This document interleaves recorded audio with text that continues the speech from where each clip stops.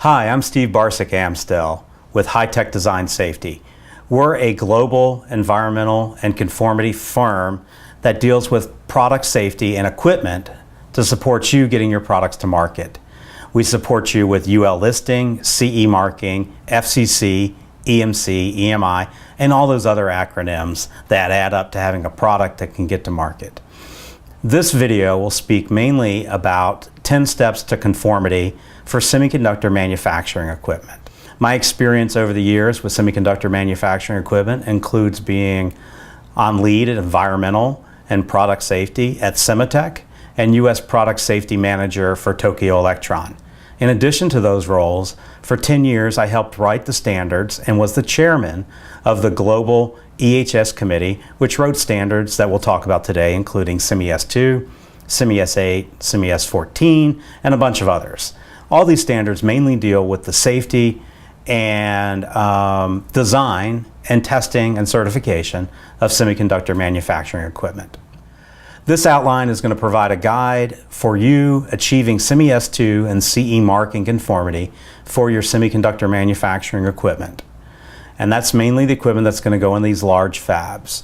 Most large semiconductor manufacturers require SEMI-S2 and CE marking, and some require some additional specific requirements that'll be in their request for quote. This conformity will improve their overall safety and increase reliability of their equipment, while also improving the sales and acceptance of your equipment into this very specific, valuable, and profitable market.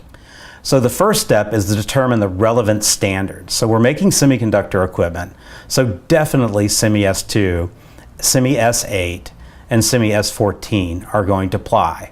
So now SEMI-S2 is the standard for the EHS, environmental safety and health requirements for semiconductor equipment.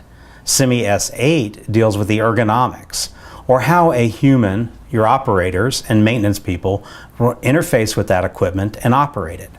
S14 deals with the risks of fire and how to mitigate fire risks within your manufacturing equipment.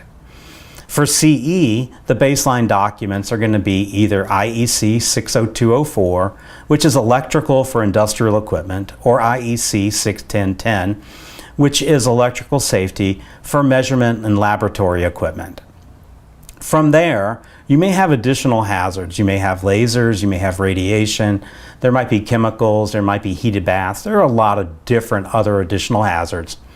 And when we talk with you about getting your equipment to market, we'll deal with those standards when we scope your project.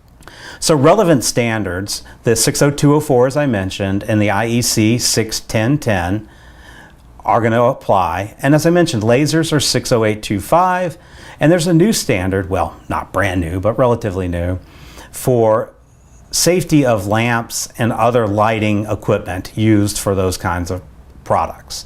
Additionally, relevant standards may include seismic protection from the Uniform Building Code or a national building code, and we can help you through those as well. The next step would be to gather the required documentation, meaning have copies of the standards, and to verify your components and subsystems are conforming and generate a critical components list, while at the same time providing us schematics, BOMs, manuals, and labels that you may have already selected in your design process. Next, you want to verify that the design of your equipment meets the standard as early as possible. What we do is we'll come out and we'll help you do a design review. We can do that remotely, but being on site with the equipment and the team builds momentum and helps us move your equipment to market faster. At this point, we'll identify any changes that might need to be made and help you determine best practices and solutions to achieve conformity on those parts.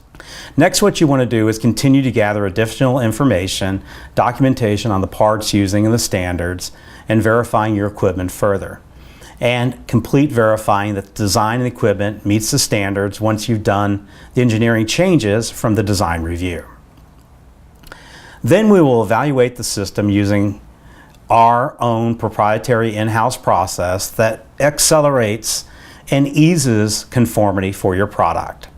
After that, your next step will review the preliminary report in detail, and we'll walk you through the changes that may or may not be needed.